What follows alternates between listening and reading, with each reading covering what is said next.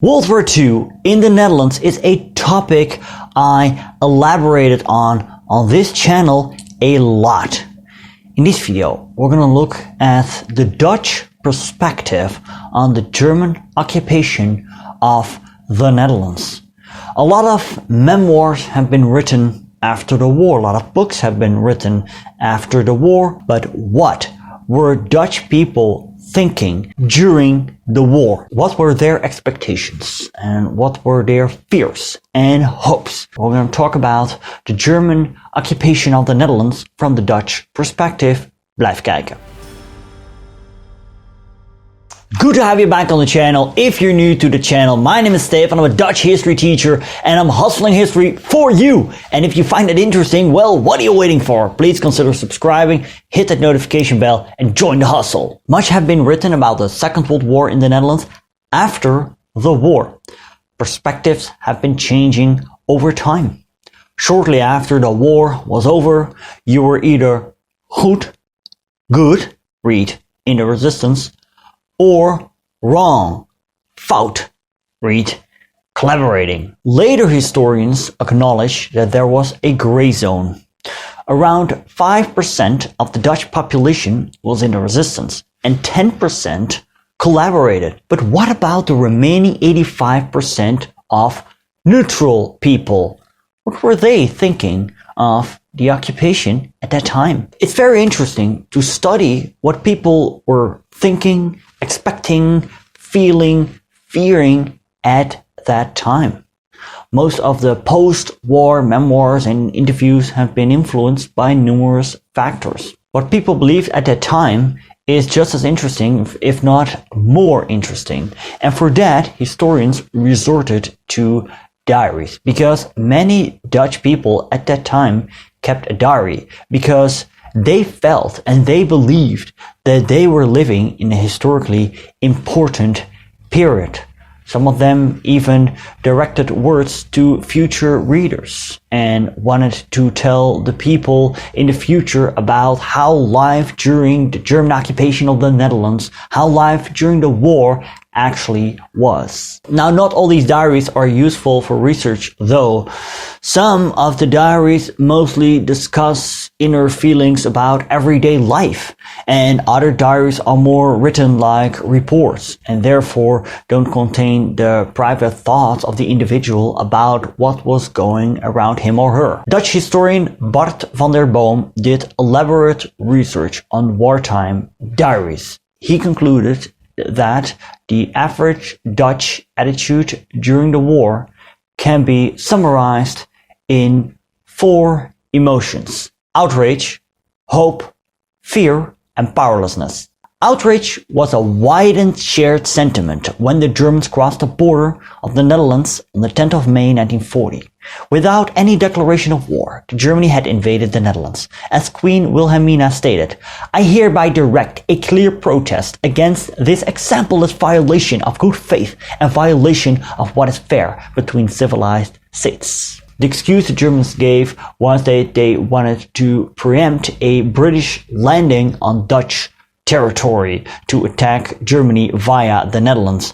Most Dutch people, they saw this as a transparent lie. While the invasion was already unjust, the way the Germans fought made it even worse. They fought dirty, so was the common belief, dressed as a nun, farmer or Dutch soldier under the cover of a white flag or a living shield of civilians or prisoners of war, and, perhaps the worst of all, substantially aided by a fifth column of NSB members. Everywhere, really everywhere, the Netherlands had been betrayed and abandoned. The British and the French who would come to the rescue had failed. Now this needs some nuance. Yes, German vanguard troops crossed the Dutch border dressed in Dutch police troop uniform. Yes, here and there, the Germans violated the laws of war. People believe 30,000 Dutchmen died in the German bombing of Rotterdam. In reality, it turned out to be 800. There was outrage that the Dutch Queen had fled to England. Do notice that the Dutch Queen fled to England on May 13th, and at that moment the Dutch war situation was already very unfavorable. And again, you can argue that she should have stayed, like the Belgian King Leopold III did, but that is beyond the scope of this video. Many were relieved that the battle itself was over.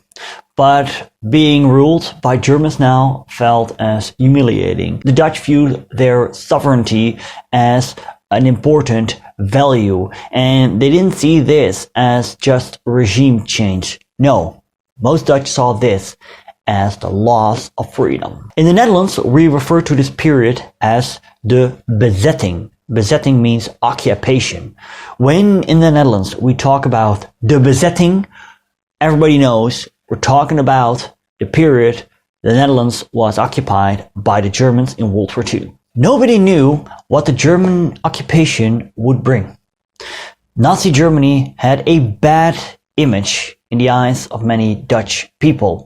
Yes, there was a Dutch Nazi party, the NSB, which had a short-lived electoral success in 1935, but after that it was driven to the margins of the society. The sentiment was, National Socialism was German stuff, maybe good for them, but not for us. The initial impression of the German occupier was a negative. The German soldiers seemed to be fine lads. Many were disappointed by the royal family who had abandoned the country. Furthermore, the German armies broke spectacular results in a month after May 1940.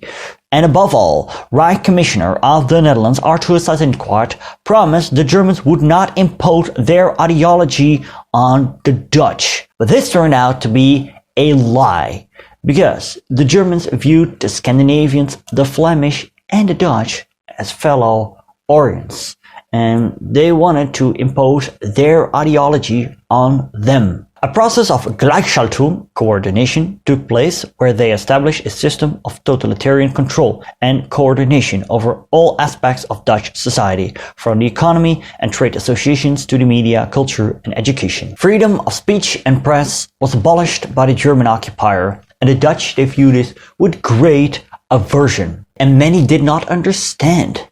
Would the Germans really think that after such a treacherous invasion, all the Dutch would convert to Nazism? As one person wrote, "We are defeated militarily, but not culturally, so spare us your nonsense." After the German takeover, the Dutch Nazi Party, the NSB, enjoyed a short-lived growth, but remained small, despite the career opportunities it would promise.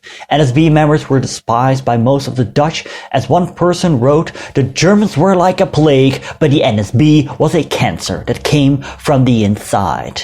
Life became worse, not only spiritually, but also materially. Because of the German presence, there was an economic growth. Poverty and unemployment decreased.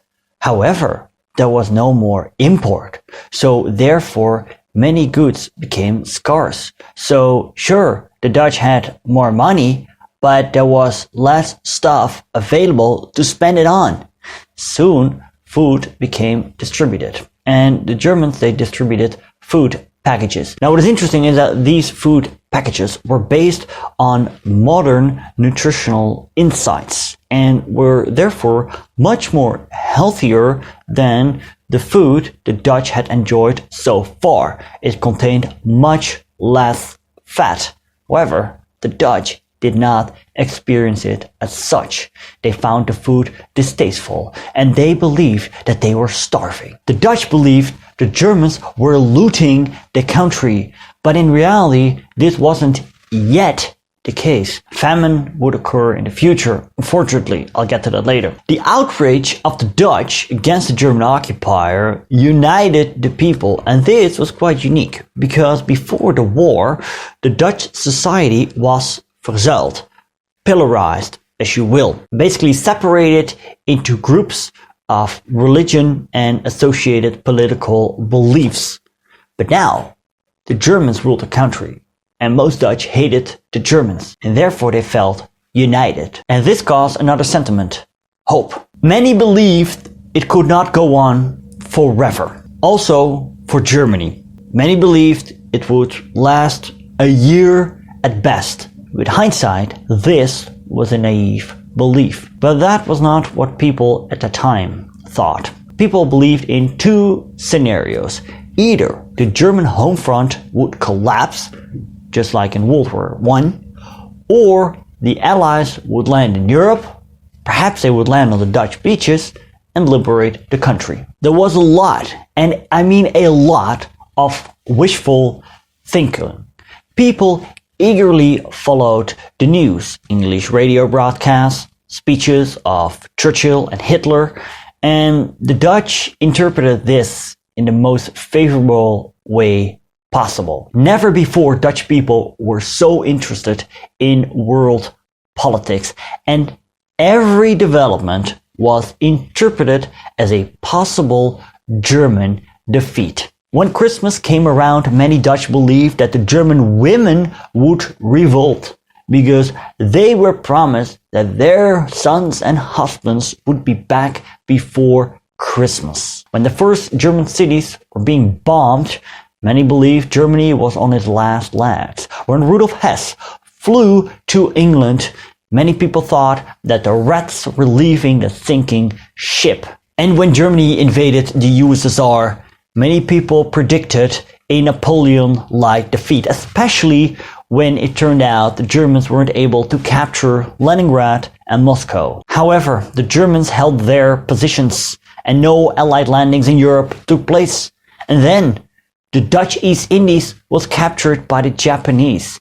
In the summer of 1942, optimism had decreased severely, and many asked themselves if an Allied landing would occur. However, an Allied landing did occur, but not in Europe, but in North Africa. After the landings in North Africa and the German defeat at Stalingrad, optimism returned, especially when Italy surrendered in September 1943. But no one would assume that Berlin would be taken before Amsterdam was liberated. However, this eventually turned out to be the case. For most Dutch people, the war was a matter of waiting before it was over. However, as time progressed, the waiting became more and more unpleasant, and this gave way for the third sentiment, fear. This may sound strange, but bear with me. With hindsight, most Dutchmen had a reasonable chance to survive the Second World War. If you were not Jewish, Jehovah's Witness, mentally disabled, Roma Sinti, gay, communist, or take part in the resistance, a big chance you would make it out alive. But people at that time did not know that. Fear was a big part of the occupation, and the biggest fear was the fear of famine. When goods were being distributed and winter was approaching, many predicted that famine would hit the country. Many noted they lost weight in the first years of the war, but this has mostly to do with the German food packages I mentioned earlier, because these packages contained less fat, and therefore people were losing weight. They thought that they were starving, but they weren't. In fact, the Germans, they managed the food supplies quite well, with the exception of what happened after September 1944. As a reprisal for the Dutch railway strike, the Germans imposed a food blockade. The winter after that, the winter of 44-45, became known as the Hunger Winter, also known as the Dutch Famine. 20,000 Dutch people would perish in this famine. What people were so afraid of from the beginning of the war turned out to be a reality for those living in the west of the country towards the end of the war. Another fear was the fear of terror. Widespread indiscriminate terror would not occur till after September 1944. However, there was terror before that, but not initially, despite what people thought. In the beginning, small offenses weren't punished severely, but rumors of torture started to be spreaded. The German practice of hostage taking caused a lot of fear with the Dutch, which already started the hostage taking from the summer of 1940. In August 1942, the first hostages were executed by the occupier, and this bewildered many Dutch. Many believed it wouldn't come this far. As the German reprisals increased, the circle of victims widened. Early 1943, the Germans arrested 1,800 Dutch students and they were deported to Camp Vught. People were in fear. It seemed that no one was safe for the German terror machine. The fear was strengthened by stories of the German prisons and camps. Some of these stories were true, but some were severely exaggerated. In some cases, the stories became true towards the end of the war. Camps where conditions were reasonable became terror camps. And then there was the fear of war violence, such as bombings. The Allies bombed multiple targets in the country.